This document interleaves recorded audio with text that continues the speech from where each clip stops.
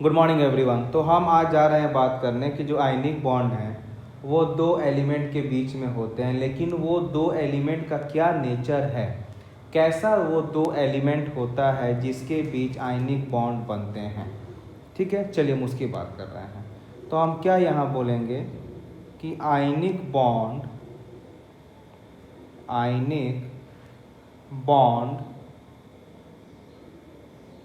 is always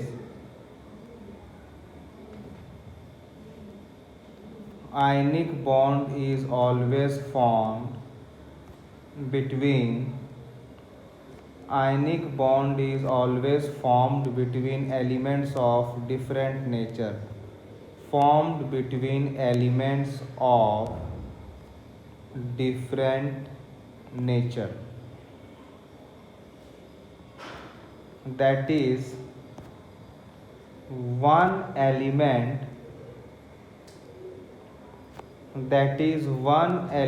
should be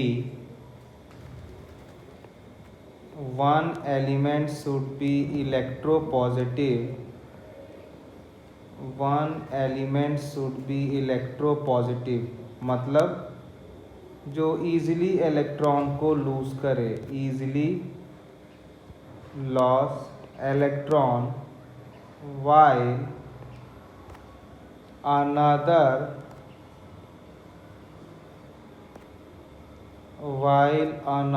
should be electronegative,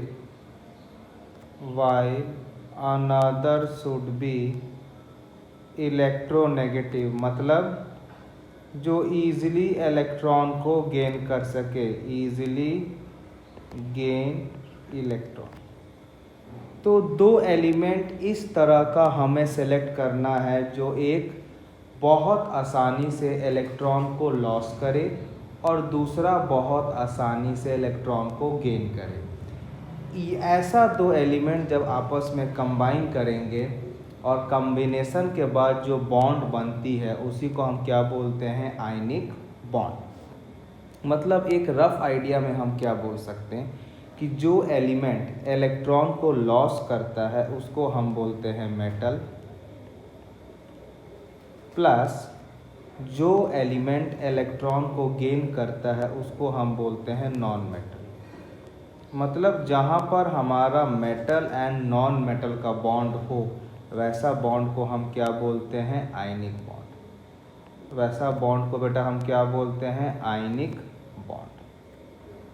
अब हम ये बात करते हैं कि जो हमारा पीरियोडिक टेबल था उसमें ग्रुप 18 था, तो कौन कौन से ग्रुप से हम एलिमेंट को निकालेंगे, कौन कौन से हम ग्रुप्स के एलिमेंट को निकालेंगे जिससे हमारा वो एलिमेंट कहलाएगा मेटल।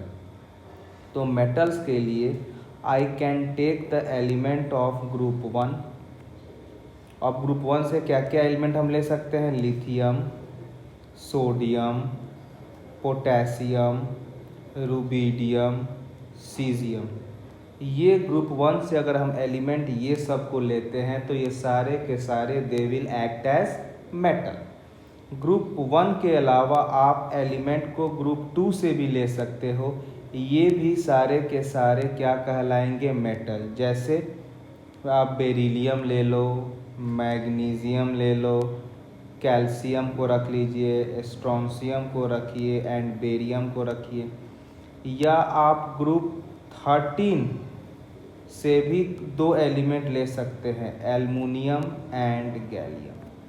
अगर इसमें से कोई भी आप अगर एलिमेंट ले रहे हैं तो ये वेरी इजीली इलेक्ट्रॉन लॉस करेगा और ये सब काम करेंगे मेटल का। हम बात करते हैं कि नॉन मेटल किस किस ग्रुप से लेते हैं। नॉन मेटल जो हम लेंगे, it can be from group 15, it can be from group 16, it can be from group 17। Group 15 से क्या क्या हो जाएगा आपको, nitrogen, phosphorus, arsenic, antimony, bismuth. 16 से हो जाएगा ऑक्सीजन, सल्फर, सेलेनियम, टेलिनियम। 17 से फ्लोरीन, क्लोरीन, ब्रोमीन, आयोडीन। तो जब इनकी आपस में कॉम्बिनेशन होगा तो जो हमारे बॉन्ड बनेंगे उसी को हम क्या बोलेंगे? Ionic bond. ठीक है, चलिए नेक्स्ट हम बात करते हैं, वेरी एक और बेसिक टर्म्स आते हैं। What is electrovalency?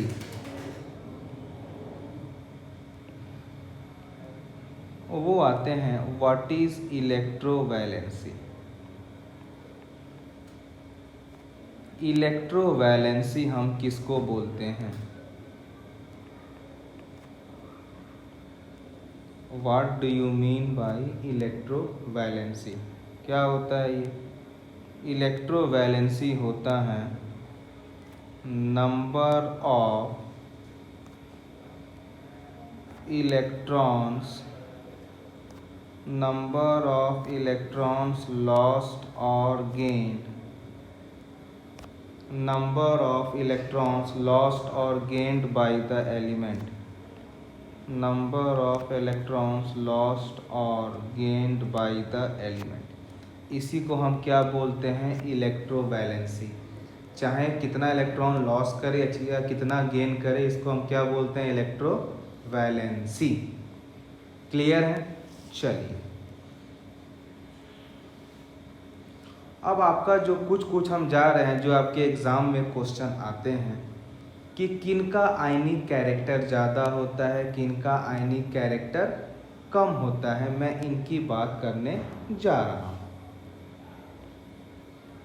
तो अब देखिए नेक्स्ट है questions based on ionic character.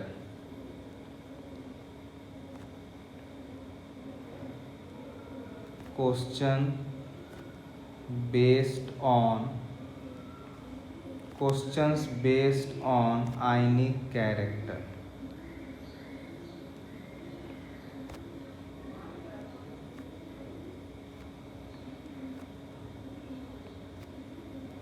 जैसे इसमें क्या होता है, पहले इसका थ्योरी लिख लें कि अगर इस तरह क्वेश्चन आएगा कि arrange the following in the increasing order of ionic character, तो आप कौन सा लॉजिक, कौन सा कॉन्सेप्ट से आपको सॉल्व करना है। तो क्या होता है इसका कॉन्सेप्ट कि higher is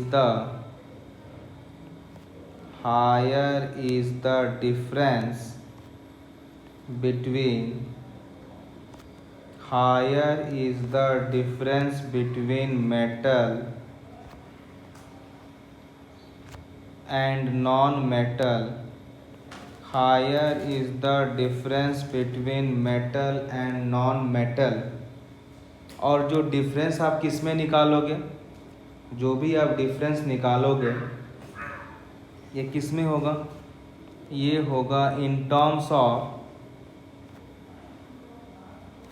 group number, in terms of group number, more will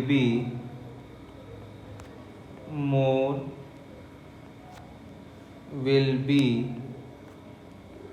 electronegativity, more will be electronegativity difference, and more will be ionic character, and more will be ionic character in the bond, more will be ionic character in the bond।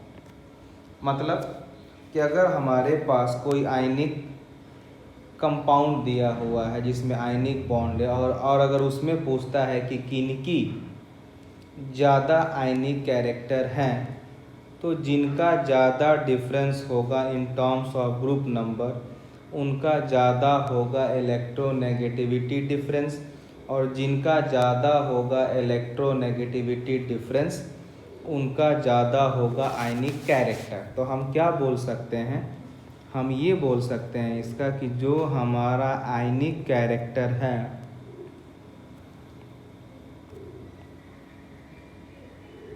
ये directly proportional to change in electronegativity. जो ionic character है वो change in electronegativity के directly proportional हैं। और ये आप electronegativity कैसे पता करोगे? जिनका ज़्यादा डिफरेंस हो इन टर्म्स ऑफ ग्रुप नंबर। जैसे एक एग्जांपल लेके आपको मैं एक्सप्लेन कर रहा हूँ। अभी मैंने आपको बताया था कि जब आयनिक बॉन्ड की हम बात करते हैं तो हम लेते हैं metal and non metal. Metal आपका यूजुअली हम लेंगे ग्रुप 1, ग्रुप 2 एंड ग्रुप 13 से। मेटल लेंगे हम ग्रुप 16, ग्रुप 17 एंड ग्रुप 15। तो ज़्यादा डिफरेंस कब आएगा? मान लीजिए अगर हम ये लेंगे, मेटल ले रहे हैं ग्रुप 1 से, चाहे आप ग्रुप 2 से ले लो या आप ले लो ग्रुप 13 से। नॉन मेटल कहाँ से लोगे आप? चाहे आप ग्रुप 15 से ले लो या ग्रुप 16 से ले लो या ग्रुप 17 से ले लो। तो सबसे अधिक डिफरेंस किस में आएगा? 1 एंड 17 में। यानी 1 एंड 17 में सबसे ज़्यादा गैप है, यानी सबसे ज़्यादा डिफरेंस है।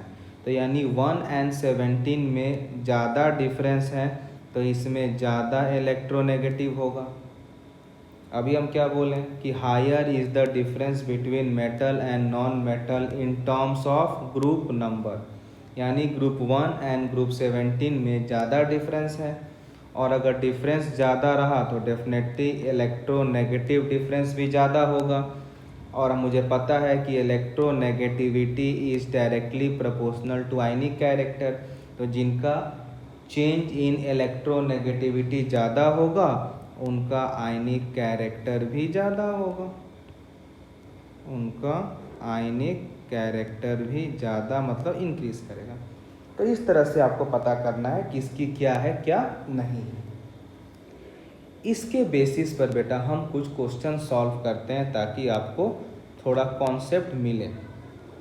चलिए, अगर मान लीजिए हम पहला क्वेश्चन बात कर रहे हैं कि arrange in the decreasing order of ionic character. हमें निकालना है decreasing order of ionic character. Decreasing order of ionic character हमें ये निकालना है। हमें निकालना है decreasing order of ionic character. Decreasing order of, अगर हम आयनिक कैरेक्टर की बात करते हैं, जैसे मान लो अगर मैं क्वेश्चन दे दिया lithium fluoride comma sodium fluoride comma potassium fluoride comma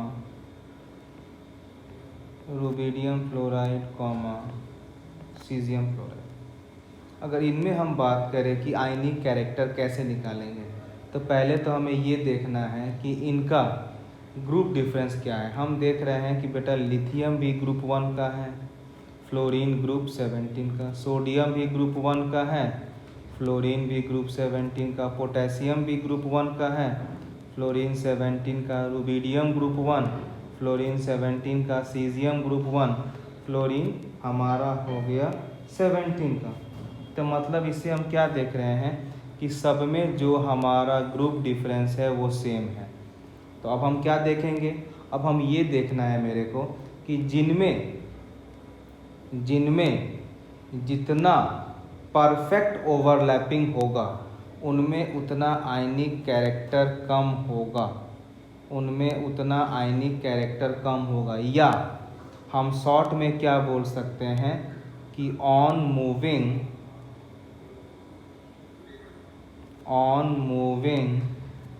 down the group,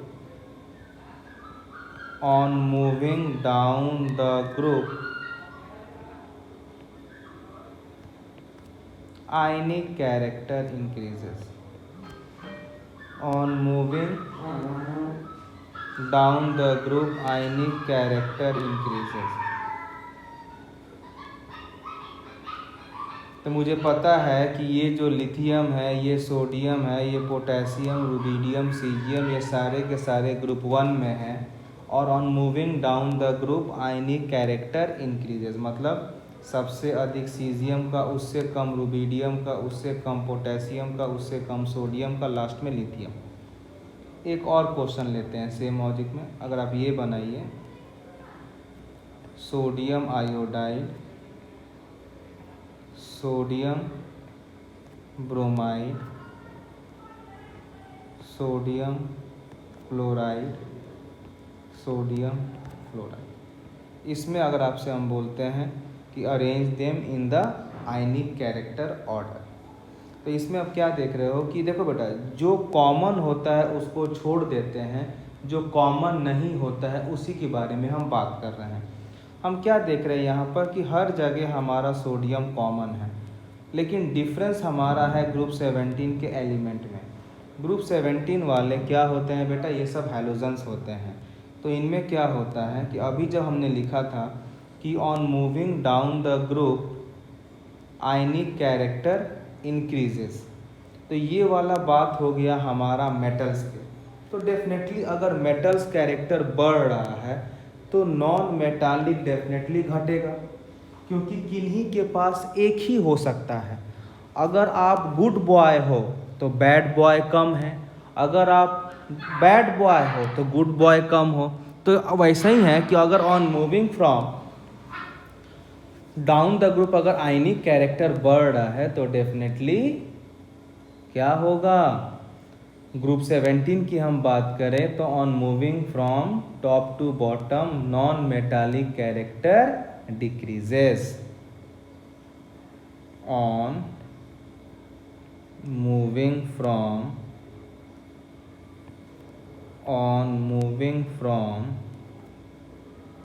top to bottom, on moving from top to bottom non-metallic character decreases, non-metallic character decrease करता है। जब नॉन मेटालिक कैरेक्टर डिक्रीज करेगा तो therefore क्या हो जाएगा हमारा कि आयनिक कैरेक्टर ये भी डिक्रीज करेगा, मतलब हमारा क्या हो जाएगा फ्लोरीन, क्लोरीन, ब्रोमीन, आयोडीन। तो इन दोनों क्वेश्चन से आपने क्या समझा कि आयनिक जो कैरेक्टर होते हैं is directly proportional to metallic character. अब हम बात करते हैं कि जब हमारे आयनिक बॉन्ड बनते हैं तो कौन कौन से हमें एनर्जी का इन्वॉल्वमेंट होता है। नेक्स्ट हम बात कर रहे हैं आपका कि energy involved in the formation of ionic bond, energy involved in the formation of ionic bond, energy involve in the formation of ionic bond, energy involve in the formation of ionic bond. कौन कौन सी energy इसमें लगती है। जो सबसे पहला energy लगता है वो लगता है इसमें आयोनाइजेशन एनर्जी। जो सबसे पहला एनर्जी लगता है वो क्या होता है, आयोनाइजेशन एनर्जी। जो दूसरा होता है वो क्या होता है, इलेक्ट्रॉन एफिनिटी। दूसरा होता है ये इलेक्ट्रॉन एफिनिटी। जो तीसरा होता है वो हमारा होता है लैटिस एनर्जी। जो तीसरा एनर्जी होता है हमारा वो क्या होता है, वो होता है लैटिस एनर्जी। क्लियर है। अब हम ये सब तो ऑलरेडी हम बात कर चुके हैं पीरियोडिक में, फिर से एक बार हम एक्सप्लेन करते हैं कि इनकी मीनिंग क्या होती है। अगर हम बात करें what is the meaning of ionisation energy, तो क्या होता है, आयोनाइजेशन एनर्जी एक वो एनर्जी होता है जो सफिशिएंट होता है किसी भी एलिमेंट के वैलेंस इलेक्ट्रॉन से वैलेंस सेल से इलेक्ट्रॉन को निकालने का। तो जनरली हम ये एनर्जी किस लिए यूज़ करते हैं? For the formation of cations, for the formation of cation, क्योंकि ये वैलेंस सेल से इलेक्ट्रॉन निकाल के कटायन बनाएगा। दूसरा हम बात करते हैं कि बेटा इलेक्ट्रॉन एफिनिटी क्या होता है। इलेक्ट्रॉन एफिनिटी क्या होता है? ये होता है फॉर्मेशन ऑफ अनायंस के लिए, जो आराम से इलेक्ट्रॉन को गेन करे, अनस्टेबल बन जाए। तो electron affinity is the energy for the formation of अनायन। और जब कटायन और अनायन जब दोनों मिक्स होते हैं तो हमें एक लैटिस बनता है, और जो एनर्जी लगता है उस लैटिस को बनाने के लिए, उसी को हम क्या बोलते हैं? Lattice energy. क्या बोलते हैं? जैसे फॉर एग्जांपल मान लीजिए फॉर्मेशन ऑफ कटायन में हमें बन गया Na+, फॉर्मेशन ऑफ अनायन में हमें बन गया Cl-। अब जब दोनों बनेगा तो ये बनेगा NaCl, जो सॉल्ट होता है, ये बनेगा सॉलिड फॉर्म में। जब सॉलिड है तो कुछ ना कुछ शेप आएगा, और शेप क्या है? इसका एक लैटिस है। तो NaCl को बनाने में जो एनर्जी रिलीज़ होता है उनके स्टेबिलिटी के लिए, उसी को हम क्या बोलते हैं? Lattice energy. तो हम क्या बोल सकते हैं कि जब हमारा Na+ जो गैस में था और साथ में Cl- जो गैस में था, जब ये दोनों मिक्स हो गया तो ये हमारा बन गया NaCl जो सॉलिड में था। तो ये क्या है कि it is the energy released to gain stability। ये क्या है? ये एनर्जी रिलीज करता है स्टेबिलिटी को गेन करने के लिए। तो अब हम ये बात करते हैं कि एक्चुअली हम लैटिस एनर्जी को डिफाइन कैसे करेंगे। तो आपको सर पता है कि कोई भी एनर्जी डिफाइंड हमेशा 1 मोल के लिए होती है, क्योंकि मान लो जब भी आप एक्सपेरिमेंट करोगे तो आपको पता है कि आपने कितना क्वांटिटी लिया है, वो बाद में आपको जितना मोल के लिए चाहिए उतना आप मल्टीप्लाई कर सकते हो। लेकिन इनिशियल जो भी हम एनर्जी की बात करते हैं, चाहे वो लैटिस हो, आयोनाइजेशन हो, इलेक्ट्रॉन एफिनिटी हो, वो हमेशा 1 मोल के ही बारे में बात होती है। तो अगर हम लैटिस एनर्जी को डिफाइन करें तो हम क्या बोल सकते हैं? अगर हम लैटिस एनर्जी को डिफाइन करें तो हम क्या बोल सकते हैं? इनको हम ये बोल सकते हैं कि एनर्जी रिलीज्ड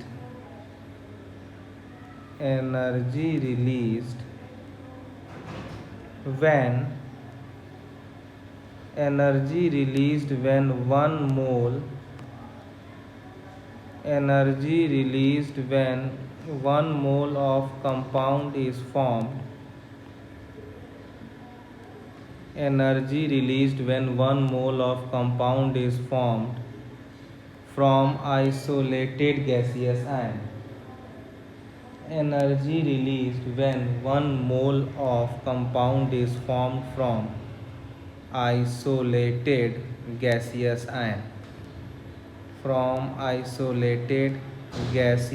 ion, इन्हीं क्या बोलते हैं? Lattice energy. वेरी इंपॉर्टेंट, समझ जाइएगा, हमेशा 1 मोल। जब 1 मोल का कोई भी सॉलिड या लैटिस बनता है, उसमें जो एनर्जी रिलीज होती है उसी को क्या बोलते हैं? Lattice energy. अब नेक्स्ट बात ये होता है कि जब आयनिक बॉन्ड बनता है तो क्या क्या कंडीशन इसमें होना चाहिए? Very important, condition for ionic bond.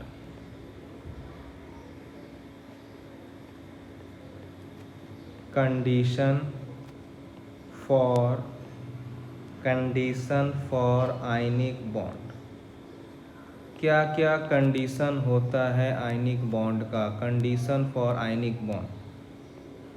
सबसे पहला condition, ionisation energy is equal should be minimum. Ionisation energy जब मिनिमम होगा तभी तो इजीली वो इलेक्ट्रॉन लॉस करेगा तो कटायन बनेगा। दूसरा, electron affinity should be maximum. Electron affinity जब मैक्सिमम होगा तभी तो ये अपने पास इलेक्ट्रॉन को पुल करके बनाएगा अनायन। नहीं तो अगर इलेक्ट्रॉन एफिनिटी मिनिमम होगा तो ऑलरेडी जो पहले से इलेक्ट्रॉन हैं और आप बाहर से इलेक्ट्रॉन और लेके आओगे तो आपस में क्या हो जाएगा, रिपल्शन। लेकिन अगर इलेक्ट्रॉन एफिनिटी ज़्यादा है तो वो रिपल्सन को ओवरटेक करके इलेक्ट्रॉन को एलिमेंट के सेल में ऐड कर देगा। तो मेरा क्या होगा, इजीली से अनायन बन जाएगा। और आपको पता है कि आयनिक बॉन्ड बनाने के लिए हमें कटायन आनायन दोनों की ज़रूरत पड़ती है। और तीसरा क्या होगा आपका, lattice energy should be maximum. Lattice energy should be maximum, क्योंकि लैटिस एनर्जी जो बनते हैं, जब हमारा लैटिस बनता है कटायन और अनायन के मिक्स करने पर जो हमारा लैटिस बनता है, तो उस समय क्या होना चाहिए, उस समय एनर्जी बहुत ही ज़्यादा रिलीज़ होना चाहिए। क्यों? क्योंकि आपको पता है जब बहुत ज़्यादा एनर्जी रिलीज़ हो जाएगा तो हमारा कंपाउंड का एनर्जी कम हो जाएगा, और जब कंपाउंड का एनर्जी बहुत कम हो जाएगा तो वो ज़्यादा स्टेबल हो जाएगा। आप तो पढ़े हो एटॉमिक में कि less energy more stability, more energy less stability. तो लैटिस एनर्जी जितना ज़्यादा रिलीज़ होगा कंपाउंड में एनर्जी उतना ही कम होगा, और जितना एनर्जी कम हुआ कंपाउंड उतना ही ज़्यादा स्टेबल हो जाएगा।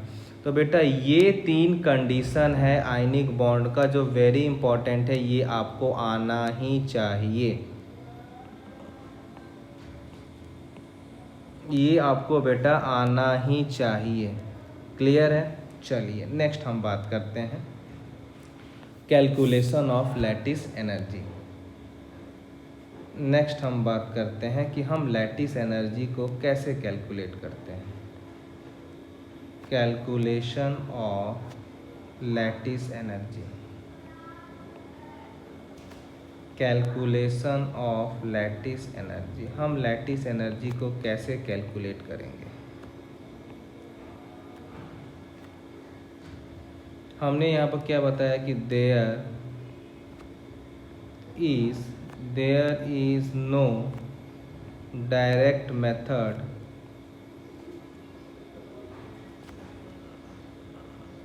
there is no direct method for calculating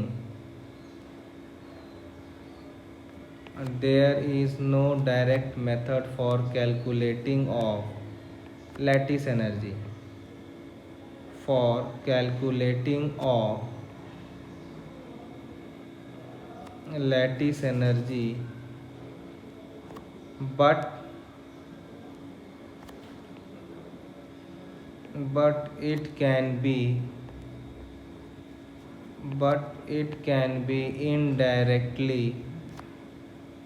but it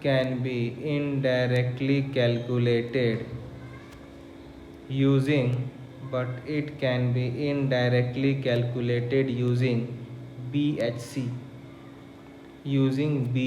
सो क्या बोलते हैं हम, born Haber, HABER, born Haber cycle.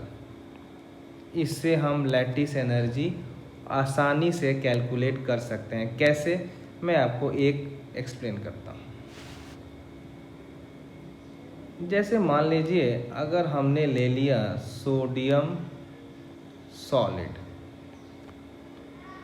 इसको हमने रिएक्ट किया Cl2 गैस से, हमको बन गया ये NaCl सॉलिड। ये बन गया हमारा NaCl सॉलिड। अब ये कैसे बनेगा पहले ये बताना। आप देख रहे हो कि जो हमारा यहाँ सोडियम दिया है ये सॉलिड में है, और NaCl बनाने के लिए पहले हमें सोडियम को आयंस में कन्वर्ट करना पड़ेगा।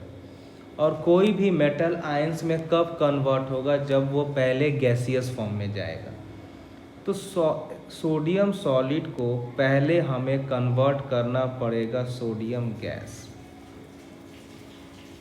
पहले हमें कन्वर्ट करना पड़ेगा सोडियम गैस, और इसके लिए जो हम एनर्जी देंगे वो रहेगा सब्लिमेशन एनर्जी, क्योंकि आप पता है what is sublimation, conversion of solid directly to gas without going into liquid state.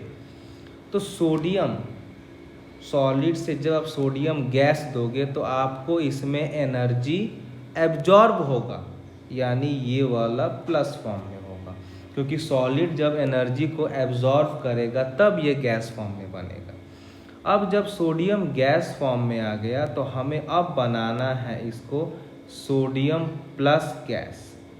मतलब सोडियम गैस से सोडियम प्लस गैस बनाने के लिए, मतलब सोडियम को हमें आयंस बनाने के लिए हमें आयोनाइजेशन एनर्जी देना पड़ेगा, और जो एनर्जी ये है वो सोडियम गैस इसको एब्जॉर्ब करेगा, उसके बाद ये बनेगा सोडियम प्लस गैस, यानी ये वाला हो जाएगा प्लस पार्ट। अब सोडियम गैस यहाँ पर सही है। अब हम बात करते हैं क्लोरीन का। हम देख रहे हैं कि प्रोडक्ट में हमारा केवल एक क्लोरीन है, रिएक्टेंट में 2 हैं, तो हम इसको हाफ से मल्टीप्लाई करें ताकि हमारा क्लोरीन दोनों तरफ बैलेंस हो जाए। अब हम देख रहे हैं कि यहाँ पर सबसे पहले क्लोरीन एक्चुअली होता है क्लोरीन सिंगल बॉन्ड क्लोरीन, तो पहले इनका बॉन्ड तोड़ना है क्योंकि हमें क्लोरीन केवल एक चाहिए। तो हमें जब बॉन्ड तोड़ना है तो उसको हम बोलते हैं बॉन्ड एनर्जी, जो बॉन्ड तोड़ने के लिए देंगे हम। तो सबसे पहले हमें यहाँ पर प्रोवाइड करना पड़ेगा बॉन्ड एनर्जी, ताकि Cl का बॉन्ड टूट जाए। हमने अभी बताया था आपको कि एनर्जी हमेशा हम 1 मोल की बात करते हैं, और यहाँ पर हमें क्लोरीन दिया गया है 1/2 मोल, तो एनर्जी भी कितना हो जाएगा 1/2 इंटू बॉन्ड एनर्जी। जब बॉन्ड टूटेगा मतलब ये एनर्जी को एब्जॉर्ब करने वाला है, तो यहाँ साइन हो जाएगा प्लस। तो जब प्लस हो जाएगा तो यहाँ क्या बन जाएगा, यहाँ बन जाएगा क्लोरीन गैस। अब क्या होगा, अब जो आपका बेटा क्लोरीन है वो बनेगा chlorine minus gas. Chlorine minus gas मतलब क्लोरीन अब इलेक्ट्रॉन को एक्सेप्ट कर रहा है, तो इसके लिए एनर्जी क्या देना पड़ेगा हमें, ये हमें देना पड़ेगा इलेक्ट्रॉन एफिनिटी। अब देखो यहाँ पर क्लोरीन था 2,8,7, जब उसने एक इलेक्ट्रॉन गेन कर लिया तो अब ये बन गया 2,8,8, मतलब एक इलेक्ट्रॉन गेन करने के बाद ये स्टेबल फॉर्म में आ गया, तो यहाँ पर साइन हो जाएगा माइनस, क्योंकि जब स्टेबिलिटी बढ़ रहा है तो डेफिनेटली हमारा एनर्जी क्या हो रहा है, डिक्रीज हो रहा है।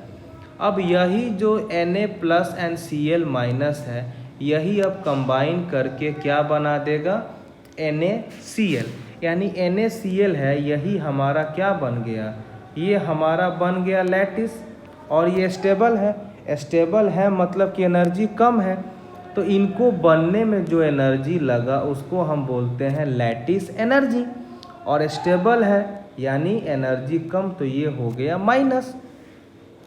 क्लियर। इस तरह से हम पूरे रिएक्शन को लिखते हैं। अब हम बात करें ऊपर का रिएक्शन कि sodium solid plus Cl2 gas, जब इसमें हम देंगे हीट ऑफ फॉर्मेशन, जब इसमें हम देंगे हीट ऑफ फॉर्मेशन तो ये हमारा बन जाएगा NaCl। ठीक है।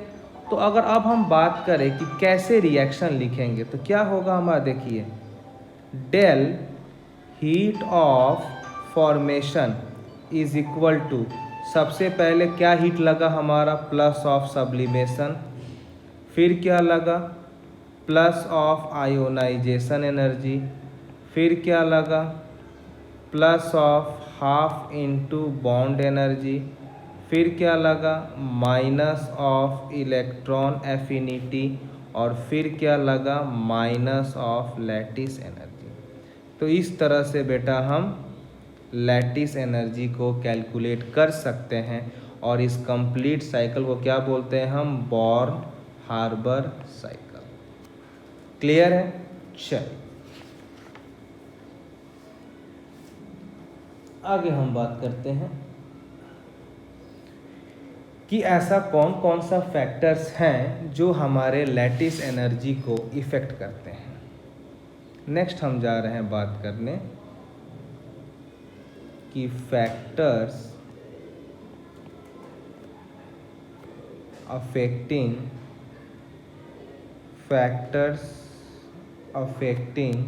Lattice energy, factors affecting lattice energy. Lattice energy को कौन कौन से फैक्टर हैं जो इनको अफेक्ट करते हैं? Factors affecting lattice energy. चलिए पहले तो आपको एक चीज़ समझा दें हम। देखिए, जब हम आयनिक बॉन्ड की बात करते हैं तो डेफिनेटली मेटल्स आयन लेंगे जो ये गैस में बनेगा। दूसरा क्या लेते हैं हम? नॉन मेटल्स की अनायन लेते हैं, ये भी गैस में होगा। जब ये दोनों कंबाइन करेगा तो ये बन जाएगा MX, ये होगा सॉलिड में। इसको हम बोलते हैं कटायन, इसको हम बोलते हैं अनायन, और इसको हम बोलते हैं लैटिस। कटायन के लिए जो एनर्जी होगा इसको हम बोलते हैं आयोनाइजेशन एनर्जी। अनायन के लिए जो एनर्जी होगा वो होगा इलेक्ट्रॉन एफिनिटी, और लैटिस के लिए जो एनर्जी होगा वो हो जाएगा लैटिस एनर्जी। अब देखिए, एक्चुअली ये सॉलिड कैसे बना? ये बना जब प्लस एंड माइनस आपस में कंबाइन किए, यानी जब ये कंबाइन किए तो कुछ ना कुछ फोर्स ऑफ अट्रैक्शन है जो इनको आपस में पुल कर रहा है। मतलब हमारा ये कहना है कि यहाँ लैटिस में actually M plus and X minus आपस में कंबाइन किए, मतलब ये दोनों एक दूसरे के तरफ मूव कर रहे हैं। मतलब इसमें कुछ ना कुछ हमारा फोर्स ऑफ अट्रैक्शन है, मतलब इसमें कुछ ना कुछ हमारा फोर्स ऑफ अट्रैक्शन है। अब वो फोर्स ऑफ अट्रैक्शन हम कैसे कैलकुलेट करते हैं? वो होता है force of attraction F is equal to K। दो चार्ज है, एक M के ऊपर एक X के ऊपर, तो दो चार्ज मतलब product of two charges Q1 Q2 और डिवाइडेड बाई दोनों के बीच में डिस्टेंस R²। ये जो फॉर्मूला है यही बताएगा कि M plus and X minus में जो फोर्स ऑफ अट्रैक्शन है वो कितना है। क्लियर है? चलिए, तो अब हम बात करते हैं कि कौन कौन से फैक्टर हैं जो हमारे लैटिस एनर्जी को इफेक्ट करते हैं। सबसे जो पहला फैक्टर है वो है charge on ions. The first factor is charge on ions. Charge on ions का ये पहला फैक्टर है। जैसे मान लीजिए कि हम कैसे बात करेंगे, ठीक है? देखिए, आपको ये पता है कि मान लीजिए कि अगर आपको अधिक फोर्स देना है तो अधिक फोर्स कब दोगे? जब आप अधिक एनर्जी दोगे। तो हम क्या देख रहे हैं कि जो हमारा फॉर्मूला है F is equal to K Q1 Q2 by R²। मतलब हम क्या देख रहे हैं कि जो फोर्स है वो डायरेक्टली प्रोपोर्शनल टू है Q1 एंड Q2। और अगर हम फोर्स बढ़ाएंगे तो हमारा प्रोडक्ट ऑफ चार्ज बढ़ेगा। सिमिलरली अगर हम फोर्स ज़्यादा देंगे तो डेफिनेटली हमें लैटिस एनर्जी भी अधिक देना पड़ेगा। तो अगर हम इन दोनों को कंबाइन करें तो हमें क्या मिलेगा रिजल्ट? कि जो हमारा लैटिस एनर्जी है it is directly proportional to charge Q1 Q2। जो हमारा लैटिस एनर्जी है वो चार्ज के डायरेक्टली प्रोपोर्शनल है। जहाँ अगर हम Q1 की बात करें तो अगर हम एज्यूम करते हैं चार्ज ऑन कटायन तो डेफिनेटली हमारा Q2 क्या हो जाएगा? Charge on अनायन। क्लियर है? चलिए, अब हम बात करते हैं कि अगर इसमें क्वेश्चन आता है या लैंग्वेज पहले क्या होगा, तो आप क्या बोल सकते हो लैंग्वेज? कि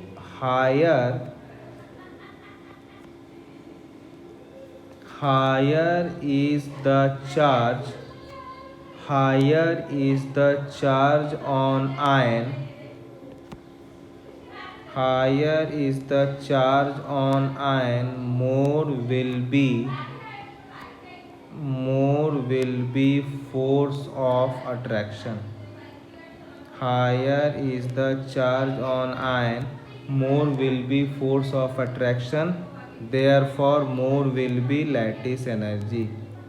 Therefore more will be lattice energy. जैसे मान लीजिए अगर मैं एक क्वेश्चन ले रहा हूँ,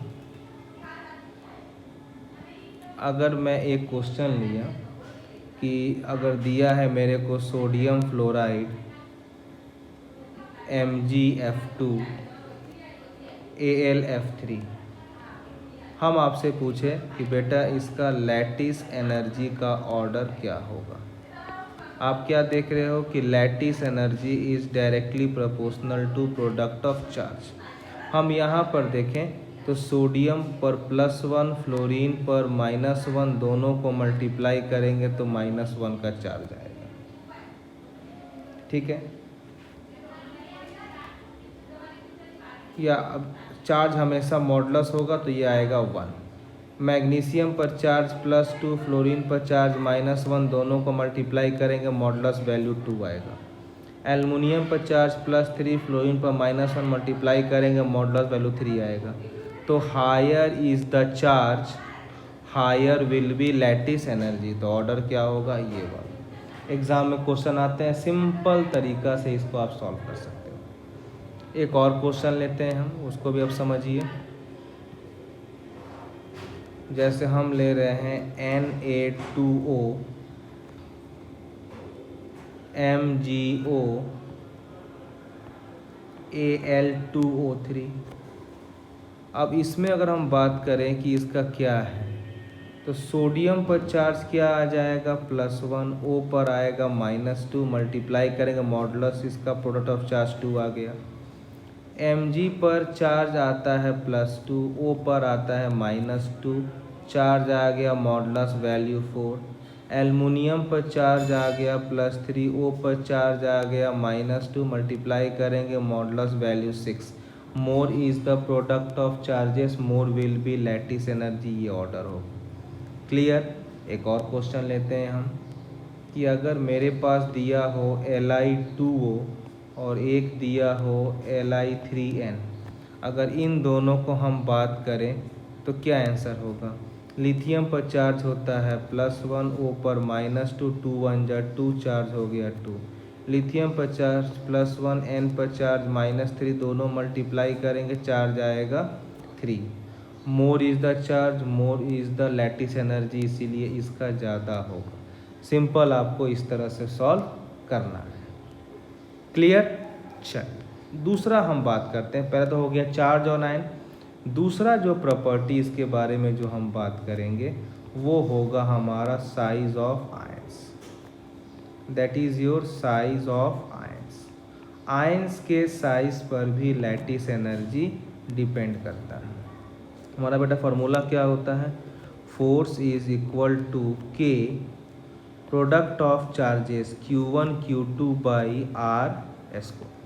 साइज मतलब कितना ज़्यादा कितना बड़ा ये डिस्टेंस पर है, यानी आप क्या देख रहे हो कि force is directly proportional to R²।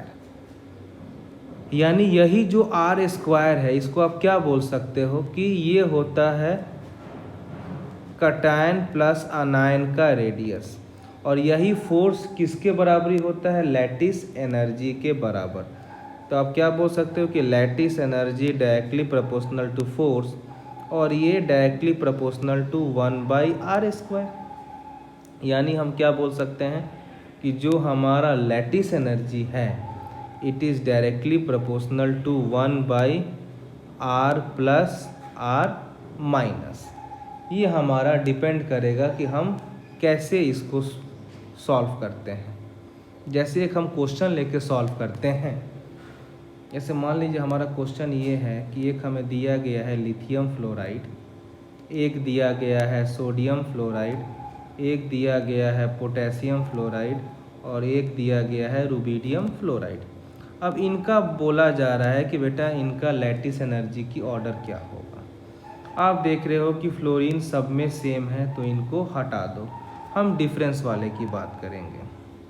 हमें पता है कि जो lithium, sodium, potassium, rubidium all belongs to same group and on moving from top to bottom size increases। मतलब लिथियम का साइज़ छोटा है, सोडियम उससे भी बड़ा, पोटेशियम उससे भी बड़ा, रुबिडियम उससे भी बड़ा। हमने क्या पढ़ा कि lattice energy is inversely proportional to 1/r0। मतलब जिनका साइज़ जितना छोटा उनका लैटिस एनर्जी उतना ज़्यादा, या जिनका साइज़ जितना बड़ा उनका लैटिस एनर्जी उतना छोटा। तो इसमें आप क्या देख रहे हो कि लिथियम का साइज़ छोटा है तो इसका ज़्यादा होगा लैटिस एनर्जी, रुबिडियम का साइज़ ज़्यादा है तो इसका कम हो जाएगा लैटिस एनर्जी। तो ऑर्डर हमारा क्या हो जाएगा, ये हमारा ऑर्डर हो जाएगा। एक और क्वेश्चन लेते हैं। अगर मेरे पास दिया है BeCl2, MgCl2, CaCl2, SrCl2। अब जो बेटा सेम है उसको आप छोड़ दो, डिफरेंस का लेके बात करना। जो सेम है आप वो छोड़ दो, आप डिफरेंस का लेकर बात करो। तो आपको क्या पता है कि ऑन मूव से आपको दिया है beryllium, magnesium, calcium, strontium. On moving from top to bottom size increases, और जिनका साइज इंक्रीज होगा उनका लैटिस एनर्जी कम होगा। क्यों? क्योंकि lattice energy is inversely proportional to 1/r0, जो ये साइज होता है। तो इसका ऑर्डर क्या हो जाएगा, इस तरह से। तो हम उम्मीद करते हैं